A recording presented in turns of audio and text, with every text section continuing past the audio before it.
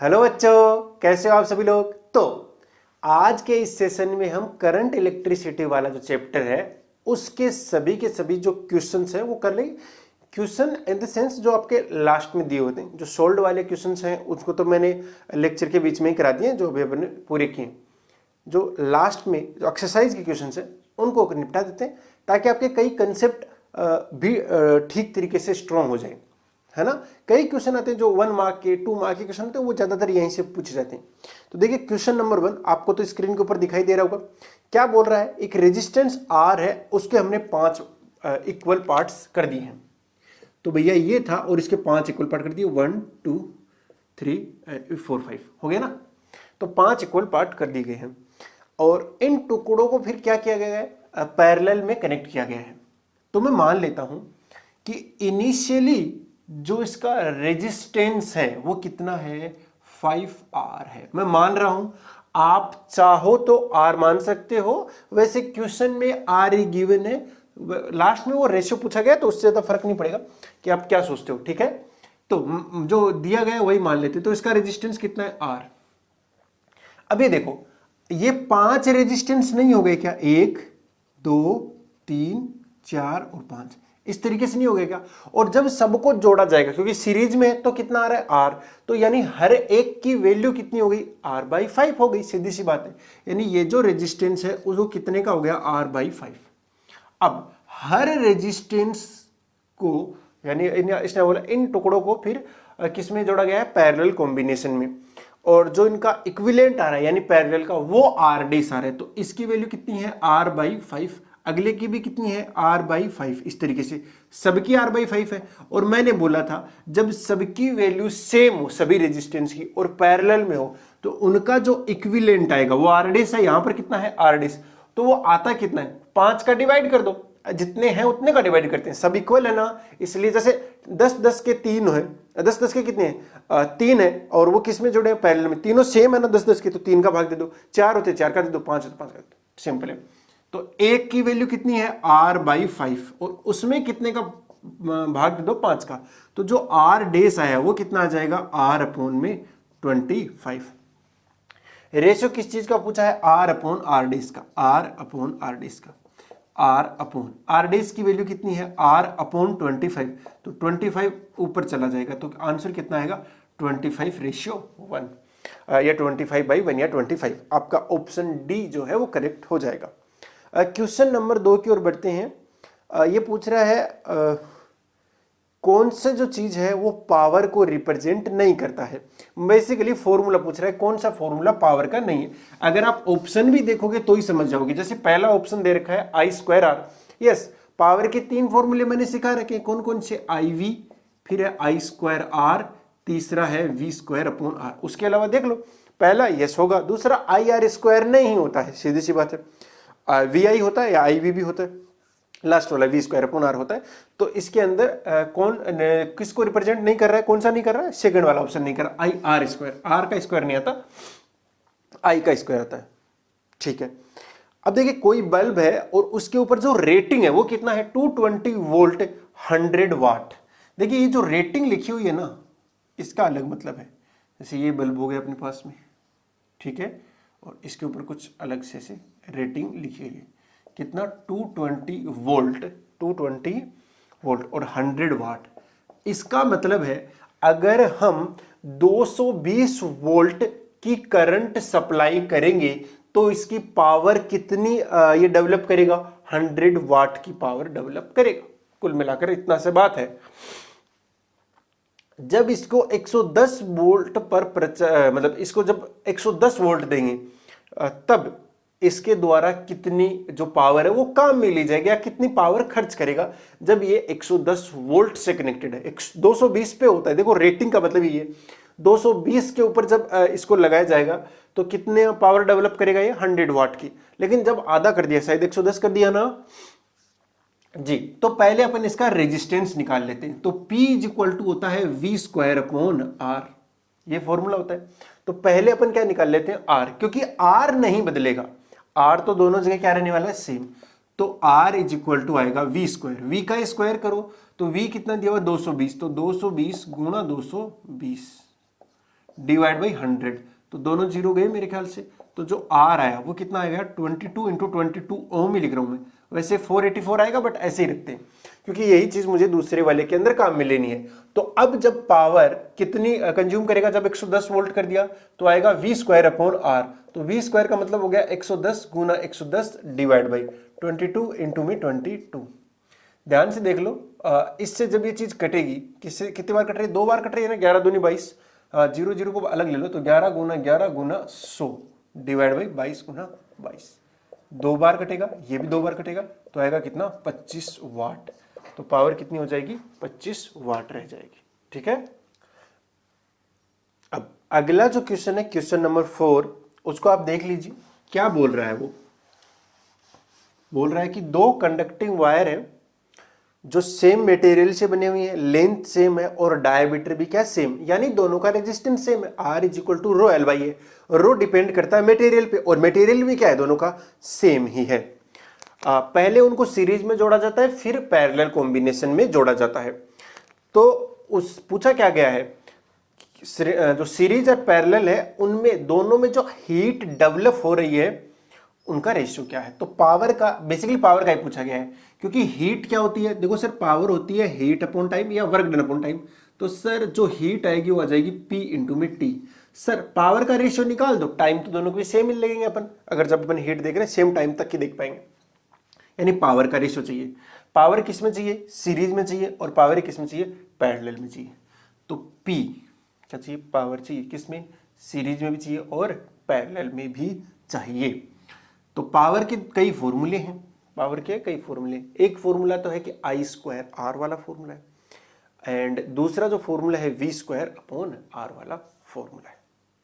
चलिए तो देखिए, मैं बता दूं, जैसे दोनों का जो रेजिस्टेंस है वो क्या रहेगा, सेम। तो मैं मान लेता हूं आर एंड आर, रेजिस्टेंस कितना मान लेता हूं, आर एंड आर। तो पहले सीरीज वाला केस देखते हैं। तो सीरीज के अंदर ये आर लगा हुआ है और ये भी क्या है, आर लगा हुआ है। नीचे V वोल्ट की बैटरी लगी हुई है, नीचे क्या लगी हुई है, V वोल्ट की बैटरी लगी हुई है।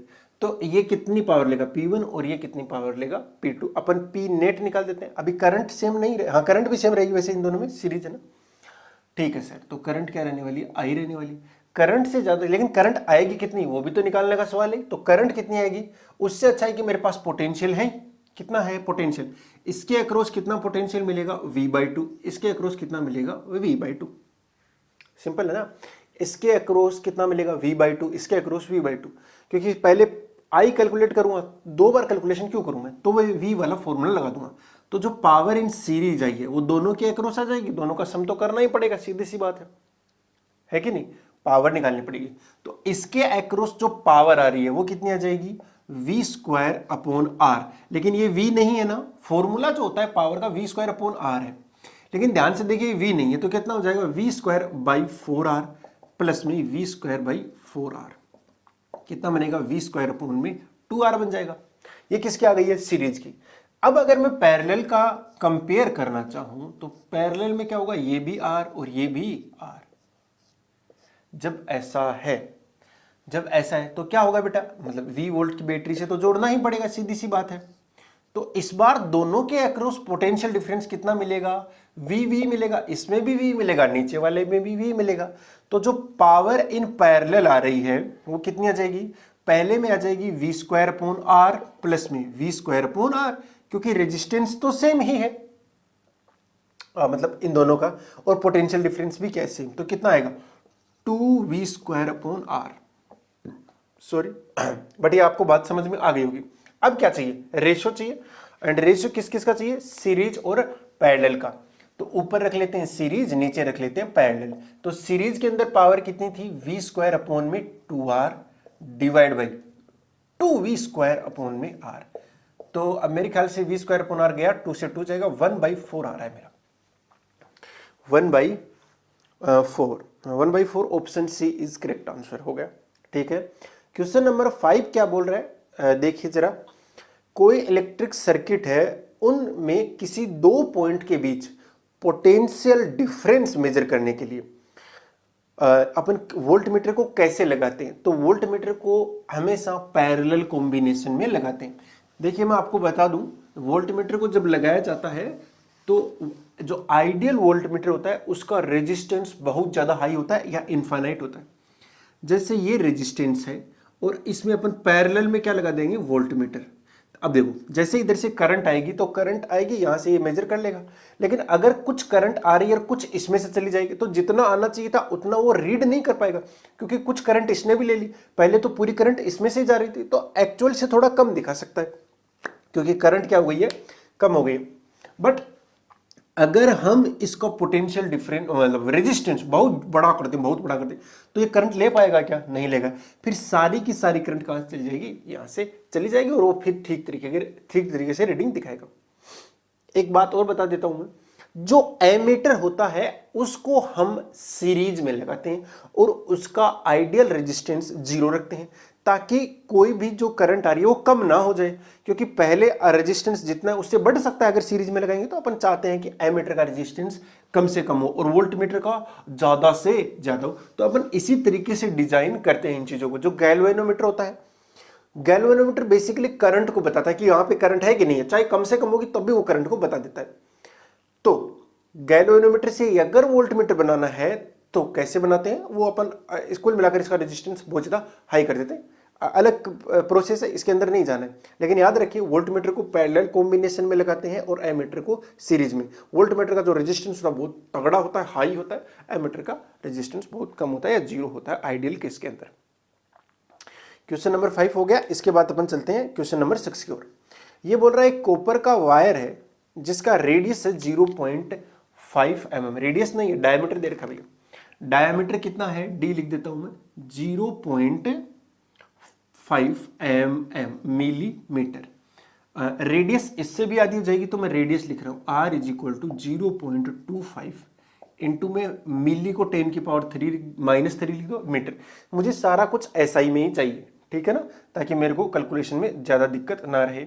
इसकी रेजिस्टिविटी यानी रो दे रखा है और वो कितनी दे रखी है, 1.6 into 10 raise to power -8 ohm metre.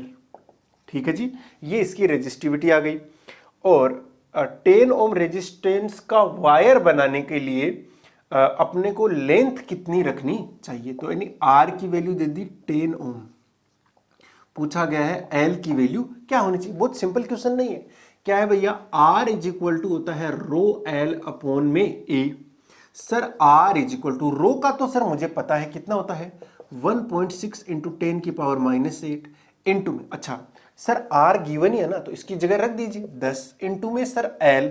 Sir जो ये एरिया होता है वो होता है पाई आर स्क्वायर, सिलेंड्रिकल होता है तो क्रॉस सेक्शनल एरिया लेंगे अपन। क्रॉस सेक्शन का मतलब है कि इसको परपेंडिकुलर काटना है, जो आपको दिखाई दे जाए वही क्या है, इसका क्रॉस सेक्शनल एरिया है। और वो कितना आएगा, वो आने वाला है पाई आर स्क्वायर। पाई तो एल तो मुझे निकालना है, पाई की वैल्यू होती है 22/7। मैं फिलहाल के लिए 22/7 रख देता हूँ, अप्रोक्सीमेट होगा 22 और बाई 7 करूंगा ऊपर आ गया इनटू में आर का स्क्वायर, यानी आर यही तो है। और इसको मैं 1/4 लिख सकता हूं। अरे आर मतलब रेडियस, रेडियस कितना है 0.25 इंटू 10 रेज़ टू पावर -3। तो देखिए जो ये आर है, क्या मैं इसको नहीं लिख सकता 1/4 इंटू 10 की पावर -3 मीटर। ओबियसली लिख ही सकते हैं क्योंकि 1/4 ही कितना है 0.25 है। तो लिखो, तो इसका स्क्वायर करेंगे तो 1/4 का स्क्वायर हो जाएगा 16 इंटू में 10 की घात -6। यहां से एल निकालना मुझे नहीं लगता कि बहुत बड़ा काम हो गया है। देखिए जरा, ये कटेगा इससे, यहाँ आएगा 10 की घात -2। ओके, बाकी ये मैं चीज़ें उधर पहुंचा रहा हूँ। जैसे 10 है गुना 22 हो जाएगा, ठीक है। अब सब कुछ केस में आने वाला है डिवाइड में, कौन कौन आने वाला है, एक तो 7 आने वाला है, एक ये 16 आने वाला है, एक ये 1.6 भी आने वाला है, ठीक है। बाकी सब तो आ गए होंगे मेरे ख्याल से, कुछ बचा नहीं है। बस ये आ जाएगा किस में, मीटर में। ये जो आंसर आने वाला है वो किस में आएगा, मीटर में। अगर आप कैलकुलेशन थोड़ी जल्दी फास्ट कर लेते हो तो इसे 100 से मल्टीप्लाई कर दो, आंसर सेंटीमीटर में भी चलेगा, ऐसा कोई इश्यू नहीं है। मेरे ख्याल से जब 16 को 16 से गुना करते हैं तो आता है 256। कितना आता है 256, यानी 25.6 हो गया। कितना हो गया 25.6, 256। अभी तो ये तो इसमें नहीं जा रहा होगा, शायद जा रहा है क्या, देख लो। अगर 11 से जा रहा है तो बचेगा कितना, 11, 3 बचेगा, नहीं जा पाएगा, इसमें तो नहीं जा रहा है। तो ठीक है, अब आपका पॉइंट में आंसर आएगा। पता नहीं आंसर कितना आने वाला है, बट पॉइंट के अंदर ही आने वाला है। ऑप्शन आपको दे नहीं रखे तो ठीक है, ओके।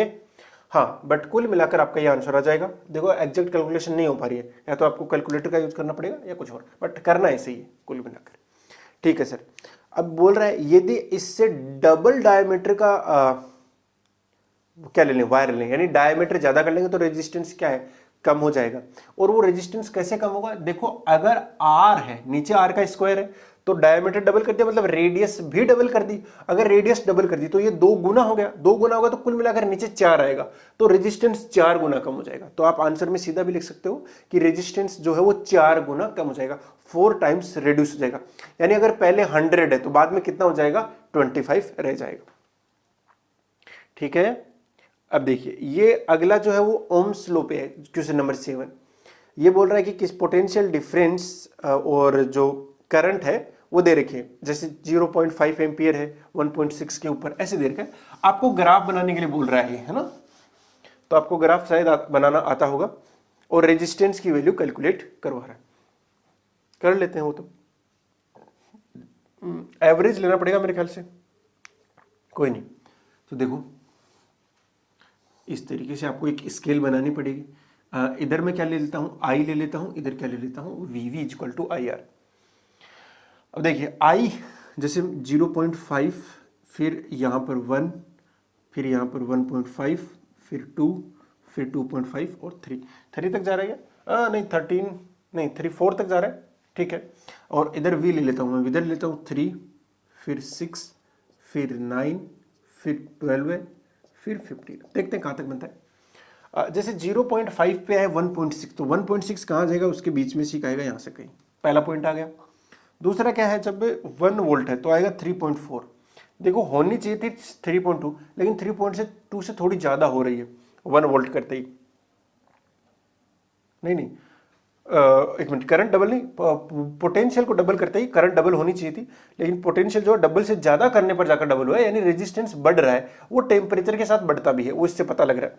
तो जैसे 3.4 वोल्टेज कहाँ आएगा, 3 यहाँ, 3.4 यहाँ पर होगा, और करंट आ रही है 1, कुछ मिलाकर कुल मिलाकर यहाँ से कोई एक पॉइंट आएगा, आ जाएगा ना। हाँ, ऐसे ही करके और पॉइंट आ जाएंगे। जैसे आपका अगला 2 पे दे रखा है, 2 पे कितना हो गया है 6.7, तो 2 पे 6.7 यहाँ से कहीं पे आएगा।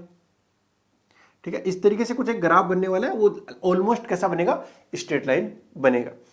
तो आपको क्या निकालना है, R, R is equal to हो जाएगा डेल्टा वी अपॉन में डेल्टा आई। बस अगर आप जैसे दो स्टार्टिंग वाले 2 का डिफरेंस ले लो, जैसे 2 का डिफरेंस ले लूं तो कितना आएगा, 1 डेल्टा वी कितना जाएगा, 3.4 minus 1.6, 3.4 minus 1.6 divide by 1 minus 0.5। तो आर की वैल्यू कितनी आ रही है, 34 में 16 घटाएंगे तो 18 बचेगा, डिवाइड बाई 0.5, 18/5। तो 18, ये ऑलमोस्ट है, 18/5 कितना होता है, 3.6 ओम। ये ऑलमोस्ट इतना ही आ रहा है, ठीक है ना, ऑलमोस्ट इतना ही आएगा। ओके सर, किसी क्वेश्चन नंबर 8 क्या बोल रहा है, कोई अननोन रेजिस्टेंस है और उसके एंड्स पर 12 वोल्ट की बैटरी कनेक्ट की गई है। ओके, देख लेता हूं मैं रिकॉर्ड कर रहा है कि नहीं कर रहा है एक बार। हाँ कर रहा है, वरना पता चलता कि इतना पढ़ाया हुआ व्यर्थ चला गया, दोबारा व्यर्थ चला गया मतलब क्या कि दोबारा पढ़ाना पड़ेगा। अब ये तो खैर व्यर्थ नहीं जा रहा, तुम लोग पढ़ लोगे। चलिए क्वेश्चन नंबर 8 क्या बोल रहा है, अननोन रेजिस्टेंस है और 12 वोल्ट की बैटरी कनेक्टेड करने पर 2.5 मिली एम्पियर की करंट फ्लो होती है। तो आपको क्या करना है, रेजिस्टेंस की वैल्यू फाइंड करनी है। बहुत सिंपल क्वेश्चन है, V equal to I R, यानी आपको ओम्स लॉ लगाना है। Okay sir, V equal to I R से हो जाएगा। सर इसके अंदर जो V दिया हुआ है 12 वोल्ट दिया हुआ है, सर I दिया हुआ है 2.5 मिली एम्पियर। तो V दिया हुआ है 12 वोल्ट, I दिया हुआ है 2.5 मिली एम्पियर। आप मिली के अंदर काम नहीं करोगे, आप एम्पियर में ही काम करोगे, मिली को हटा देना। तो कितना हो गया, 10⁻³ हो गया। चलिए, तो R की जो वैल्यू आ रही है वो कितना आएगा, V अपॉन I हो जाएगा। तो R is equal to V है 12 अपॉन 2.5 इंटू 10⁻³ आंसर जो है वो किस में आ जाएगा, ओम में आ जाएगा। तो R इज इक्वल टू कितना हो गया, 10⁻³ ऊपर चला जाएगा, 12 है। इसको मैं ऐसे लिख सकता, 10⁻⁻4 लिख सकता हूँ ना, सिंपल है। तो ऊपर चला जाएगा 10⁻⁴। मैं इसको 10⁻² इंटू में 10⁻² दो जगह लिख दूँ, इंटू में 25, इससे कट गया कितने टाइम्स, 4 टाइम्स। तो R इज इक्वल टू आएगा 4800 ओम। तगड़ा है। Okay simple. क्वेश्चन हो गया भैया। Question number 8। क्वेश्चन नंबर 9 क्या बोल रहा है? 9 वोल्ट की एक बैटरी है, उसको 0.2, 0.3, 0.4, 0.5 एंड 12 ओम के रेजिस्टेंस के साथ किस में लगाया गया है? सीरीज में लगाया गया है। ओके 12 ओम के रेजिस्टेंस से कितनी करंट फ्लो करेगी? सब सीरीज में है तो करंट सब में क्या आने वाली है? सेम ही आने वाली है। अलग अजीब टाइप का क्वेश्चन दे रखे हैं, क्यों दे रखे हैं मतलब ये सोच रहा हूँ, कुछ है नहीं ज़्यादा। तो V equal to I R लगाना है और सबके सब किसमें? सीरीज में। तो सीरीज में जो नेट रेजिस्टेंस आता है वो क्या होता है? ऐड हो जाता है। तो ऐड कर लीजिए। ऐड कितना कर लीजिए? 0.2, 0.3 कितना हो गया? 0.5, फिर 0.5 और 0.5 हो गया कितना? 1 ओम। 1 और 4, 0.4, 1.4, 12 के साथ ऐड कर दो तो टोटल जो R इक्विवेलेंट आ रहा है वो आ रहा है 12 तो पहले से ही है, और बाकी का कितना आ रहा है? 1.4, यानी आ गया 13.4 ओम। कितना आएगा? 13.4 ओम। तो V इज इक्वल टू लगा देंगे आई आर, और मुझे क्या चाहिए? I, तो V अपॉन में R, और V दे रखा है 12 बट्टा में 13.4 एम्पियर में आंसर आ जाएगा। थोड़ा एक से कम रहेगा, 120 में 134 का भाग दे दीजिए, आपका आंसर आ जाएगा। कूल। बोलो, कुछ है ही नहीं इसके अंदर। क्वेश्चन नंबर जो अगला है 10 का, क्या बोल रहा है? 176 ओम रेजिस्टेंस कि कितने जो रेजिस्टेंस है उनको अपन को किस में लगाना चाहिए? पैरेलल में। कि 220 वोल्ट का जो इलेक्ट्रिक सोर्स है उससे कितनी करंट आनी चाहिए? 5 एम्पियर की करंट आनी चाहिए। देखिए आर की वैल्यू आपको एक आर की वैल्यू गिवन है, यानी एक जो रेजिस्टेंस है उसकी वैल्यू कितनी है? 176 ओम। अब मान लो कि मैंने 3 लगा दिए, सबके सब पैरेलल में लगाने हैं। किस में लगाने हैं? पैरेलल में। और जैसे जैसे पैरेलल में लगाऊंगा तो इक्विवेलेंट कम हो जाएगा, बेसिकली डिवाइड हो जाएगा, और सबका आर ही है। मैं मान लेता हूं कि मैंने एन लगा दिए, तो जैसे ही एन लगाऊंगा तो क्या बन जाएगा? Resistance R upon N. अगर मैं 5 लगाता हूं तो 5 का भाग कर दूंगा, 7 लगाता हूं तो 7 का, 10 लगाता हूं 10 का, वो बस एन लगा दिए मैंने, और एन की वैल्यू कैलकुलेट करनी है क्योंकि करंट पूछा गया है वो कितनी होनी चाहिए? 5 एम्पियर। तो V equal to I R. V कितना है भैया? V 220 कितना है? 220 इज इक्वल टू I कितना है? I है 5 इंटू में ये कितना है? 176 डिवाइड बाई n। ये n की वैल्यू कैलकुलेट कर लो। थोड़ा सा कैलकुलेशन तो है। 6 पंजो 30 आसल लागी 3, 7 पंजो 35 और 3 38 आसल लागी 3, 880 डिवाइड बाई 220, 22 चौकट 4, यानी हमें 4 रेजिस्टेंस पैरेलल में लगाने पड़ेंगे, तब जाकर जो करंट आएगी वो कितनी आने वाली है? 5 एम्पियर की। ओके बेटा, सिंपल क्वेश्चन। बोलो कोई दिक्कत?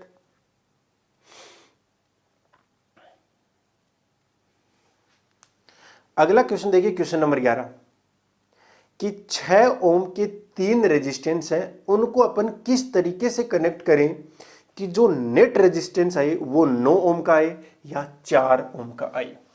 देखिए क्वेश्चन बड़ा तगड़ा है।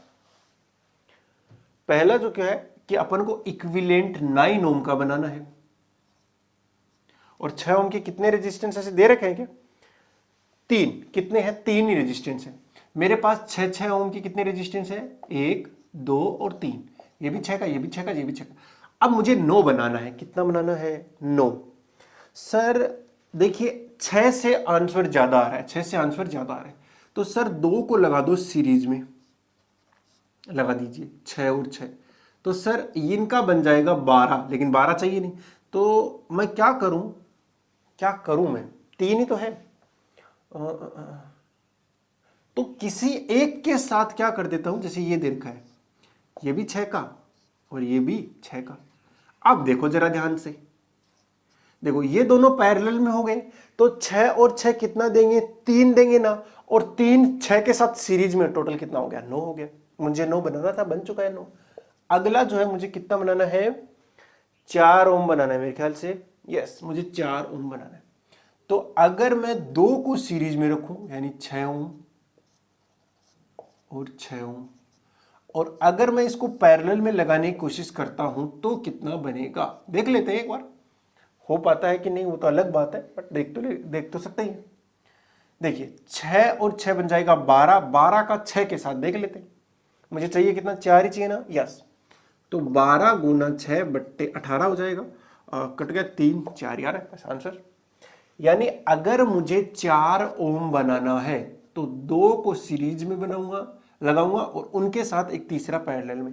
अगर मुझे 9 बनाना है तो 2 को पैरेलल में लगाऊंगा और तीसरे के साथ सीरीज में। बस ये तो कॉम्बिनेशन है, बना के भी देख सकते हो, ठीक है। अगर मैं तीनों को सीरीज में लगा दूंगा तो 18, देखो कितना, अगर मैं ज्यादा से ज्यादा कितना बना सकता हूं, 18, जब तीनों सीरीज में लग जाएंगे, और कम से कम 2, क्योंकि तीनों को पैरेलल में लगा दूंगा तो पैरेलल में 2 आ जाएंगे, क्योंकि 6 में 3 का भाग देना है। जब सबकी वैल्यू इक्वल हो तो उसमें जब पैरेलल में लगे तो उसका भाग दे दीजिए जितने नंबर हैं। ओके, तो क्वेश्चन क्या बोल रहा है कि 220 वोल्ट की जो इलेक्ट्रिक लाइन है उसमें से बहुत से बल्बों कितने पावर के हैं, 10 वॉट के हैं, और 220 वोल्ट लाइन से अपन मैक्सिमम कितनी करंट ले सकते हैं, 5 एम्पियर की करंट ले सकते हैं। तो इस लाइन के 2 तारों के बीच कितने बल्ब जो है अपन पैरेलल में ऐड कर सकते हैं। देखिए करंट जो है वो 5 एम्पियर से ज्यादा नहीं जानी चाहिए। ओके, तो ये है 220 का, 220 वोल्ट ही है ना, राइट। अब वैसे एक बल्ब की अगर मैं बात करूं तो 220 वोल्ट का जब है तो उसकी पावर कितनी है, 10 वाट है। कितनी है, 10 वाट। तो उसका रेजिस्टेंस कितना हो जाएगा, रेजिस्टेंस हो जाएगा 220 का स्क्वायर। देखो P इज इक्वल टू कितना होता है, V स्क्वायर अपॉन R, तो R इज इक्वल टू हो जाएगा V स्क्वायर अपॉन P, सीधी सी बात है। तो मैं R की, तो 220 गुना 220, अलग कैलकुलेट कर लेता हूँ, R इज इक्वल टू आएगा 220 गुना 220 डिवाइड बाई पावर कितनी है, 10 वाट का है ना जी। तो ये आ जाएगा, बहुत ज़्यादा जाएगा यार, तो इतना तगड़ा रेजिस्टेंस आ रखा है इसका। चलिए ठीक है, बट क्या कर सकते हैं, ये रेजिस्टेंस आया है। ये तो निकाल सकते हैं ना कि पावर कितनी आएगा, ये करंट कितनी ले रहा है, ये तो निकाल सकते हैं करंट कितनी ले रहा है। तो P इज इक्वल टू होता है I इंटू में V। पावर दे रखी है 10 वाट, I मुझे निकालना है कि मुझे पता लग जाए कितनी करंट चाहिए इस बल्ब को, और ये कितना है 220। तो मेरे ख्याल से जो I आएगा वो कितना आ जाएगा, 10/220, यानी 1/22 एम्पियर, 1/22 एम्पियर। यानी एक बल्ब से कितनी करंट जा रही है, 1/22 जा रही है। बात समझ आ गई ना। अब मैं क्या कर रहा हूं, बल्ब को बढ़ा रहा हूं। तो जैसे एक बल्ब लगा था, अब क्या लगा रहा हूं, पैरेलल के अंदर बहुत सारे बल्ब लगाऊंगा। एक लगा दिया, फिर दूसरा लगा दिया, मतलब रेजिस्टेंस ही लगा रहा हूं। तो जैसे जैसे लगाऊंगा तो रेजिस्टेंस तो इनका बदलने वाला नहीं है, सबके एक्रॉस 220 वोल्ट ही मिलेगा। करंट क्या होगा, हर बार इसमें भी करंट वही रहेगा, इसमें भी करंट वही रहेगा, लेकिन सप्लाई मिक्स टू मिक्स कितनी हो सकती है, वो 5 एम्पियर की हो सकती है, उससे ज्यादा हो ही नहीं सकती। तो मैं मान लेता हूं कि मैंने कितने बल्ब लगा दिए, n बल्ब। तो करंट कितनी हो जाएगी, वो जाएगी, जो आई नया करंट आएगा वो कितना हो जाएगा, 5 इंटू में 1/22, नहीं n लगा दिए तो n से गुणा कर दो, तो n/22। तो n/22 का मैक्स टू मैक्स वैल्यू कितनी हो सकती है, वो हो सकती है 5 एम्पियर। अरे देखो सही, इसमें आई जा रही है, इसमें आई जा रही है, इसमें आई, तो सब में 5 आई हो गया ना। और पोटेंशियल डिफरेंस सबके अक्रॉस क्या है, सेम। तो यहां से देखो n की वैल्यू कितनी आ रही है, 110 बल्ब आ जाएगा। तो 110 बल्ब हम लगा सकते हैं। क्वेश्चन कुल मिलाकर ये बोल रहे हैं कि एक ऐसे कुछ 10 वाट का क्या है, 10 वाट पावर का क्या एक बल्ब है, उसको 220 वोल्ट पर जब करेंगे तो सप्लाई के अंदर हम यहां पर कितने बल्ब पैरेलल में लगा सकते हैं, बट मैक्सिमम से मैक्सिमम करंट कितनी हो सकती है, 5 एम्पियर की, उससे ज्यादा नहीं हो सकती। समझ गए बात। जैसे घरों के अंदर है, घरों के अंदर सबके सब किसमें लगाते हैं, पैरेलल में लगाते हैं। तो एक साथ हम कितने अप्लायंस चला सकते हैं, तो वो उससे करंट बढ़ती जाएगी। अगर करंट बढ़ रही है तो अपन को ये सोचना चाहिए, ज्यादा करंट आ गई तो सब कुछ फूंक भी सकता है भाई, है ना, सब कुछ खराब भी हो सकता है। तो अपन करंट को क्या रखना चाहते हैं, कम ही रखना चाहते हैं। इसके लिए अपन क्या करेंगे, थोड़ा रेजिस्टेंस ज्यादा, क्योंकि पैरेलल में क्या होता है, रेजिस्टेंस कम होता जाता है। बात समझिए आप थोड़ी, ठीक है बेटा। ये सिंपल सा क्वेश्चन था। सबका हमने इसमें से जाने वाली करंट निकाल दी, सब में से करंट क्या रहेगी, सेम ही रहने वाली है, क्योंकि सबका रेजिस्टेंस क्या है, सेम। तो एक में से निकाल दी जो पहली इंफॉर्मेशन दे रखी है, तो आई एन से मल्टीप्लाई कर दिया। क्यों, मान ले तो मुझे नहीं पता कितने चाहिए, मैंने मान लिया कि एन चाहिए या एक्स चाहिए, तो उसकी वैल्यू निकाल दी मैंने, तो वो 110 आ रहा है।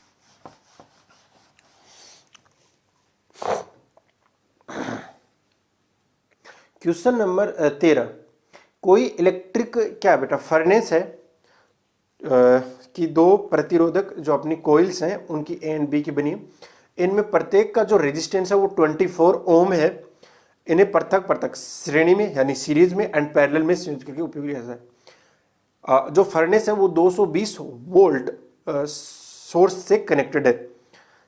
जो तीनों प्रकरणों में प्रवाहित विद्युत धाराएं क्या है? तीनों मतलब एक बार तो इनको अलग अलग लगा दिया है ना, एक बार क्या किया दोनों को सीरीज में जोड़ दिया, एक बार क्या किया पैरेलल में जोड़ दिया। तो आपको बताना है करंट क्या है, ठीक है ना। तो 220 वोल्ट है ना, और V equal to I R लगाना है, V equal to I R. तो जो V है वो 220 ही दे रखा है मेरे ख्याल से, जी सर। और I मुझे निकालना है, और अगर इंडिविजुअल लगा रहे हैं तो इंडिविजुअल लगाने का मतलब क्या हो गया, जैसे 24 ओम है तो लगा दीजिए इसको 24 ओम। तो जो I आएगा वो कितना आएगा 220/24। आपका आंसर आ जाएगा कितना बन गया 110/12। 12 का भाग दे दीजिए, 12 बेहतर 5 बाहर निमा का 108 9 पॉइंट समथिंग आएगा मेरे ख्याल से, ठीक है ना, 9.1 के आसपास आ रहा है इसका आंसर। ये आ गई करंट। पहले वाले केस में कितनी आ रही है, लगभग 9 तो आ ही गया। उसके बाद कितना बचेगा 2 20 9.1 एम्पियर के आसपास आ रही है, ठीक है।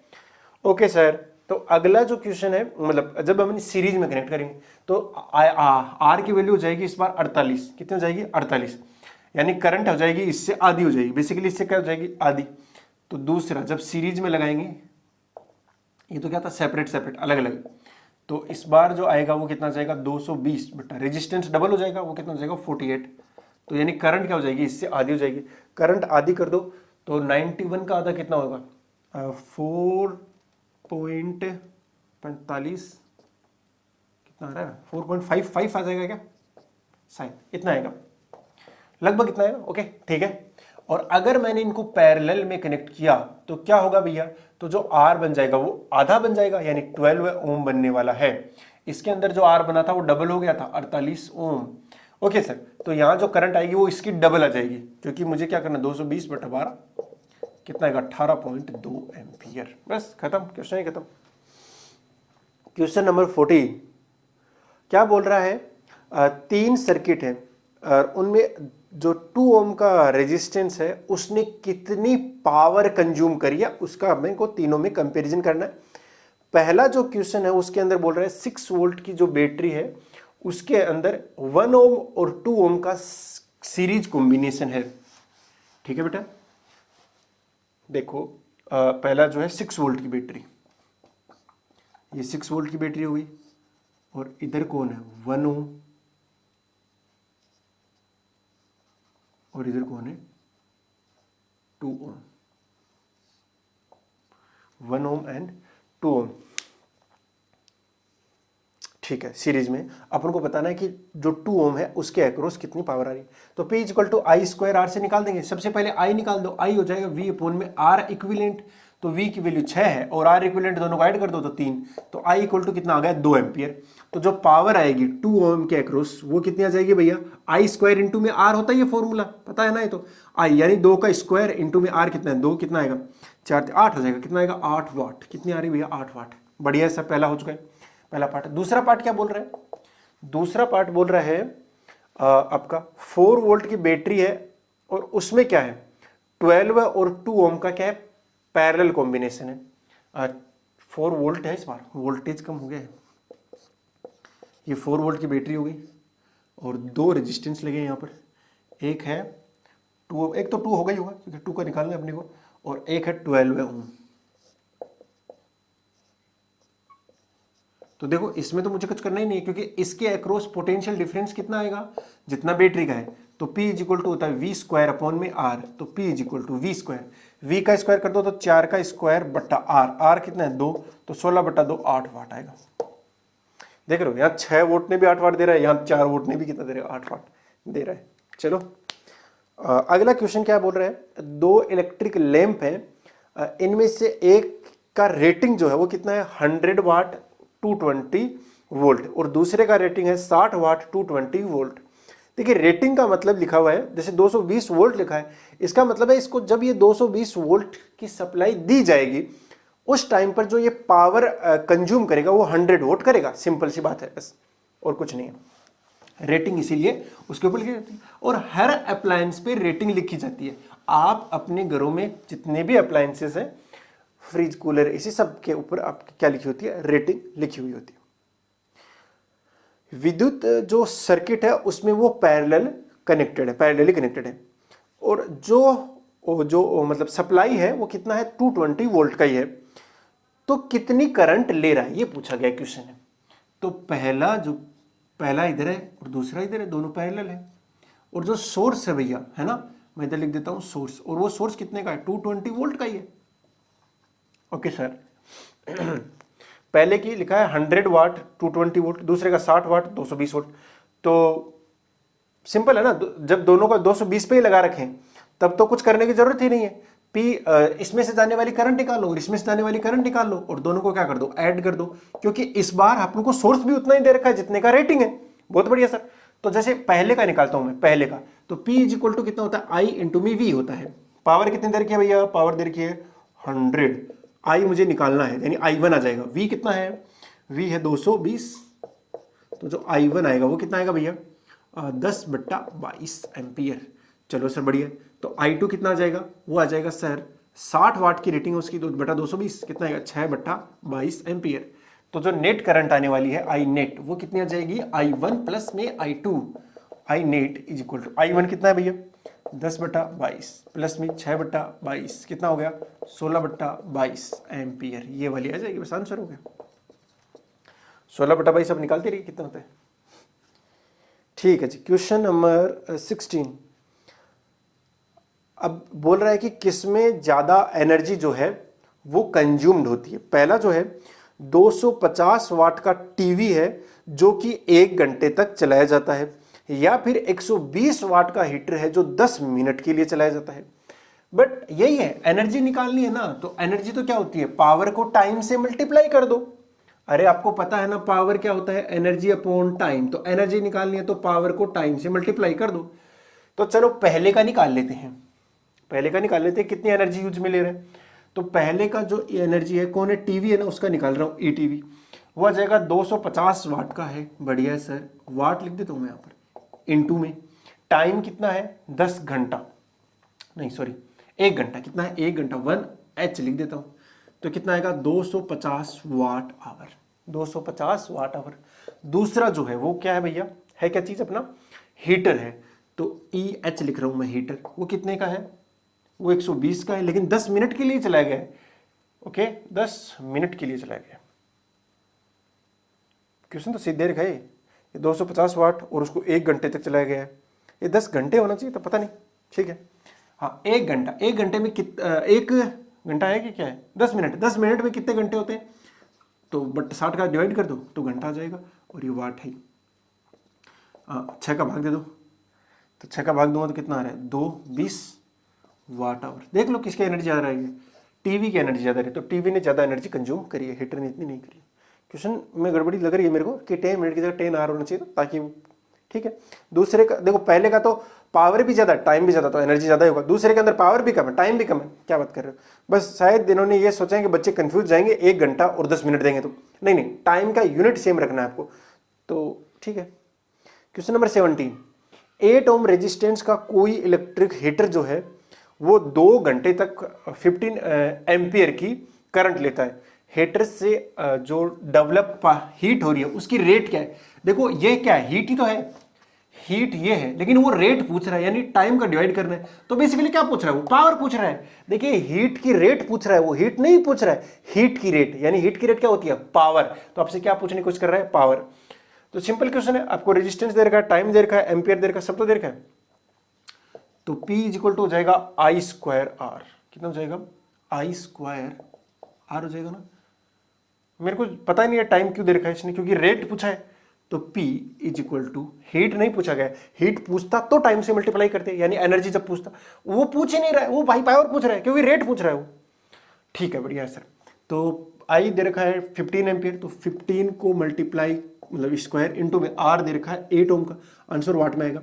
15 का स्क्वायर कितना होता है, 225 होता है मेरे ख्याल से, गुणा 8 कर दो भैया। 200 को जब 8 से गुणा करते हैं तो आता है 200 को जब 8 से गुणा करते हैं तो 1600 आता है मेरे ख्याल से। ठीक है, 1600 प्लस 25 को 8 से गुणा करते हैं तो 200 आता है। 1800 नहीं आएगा क्या?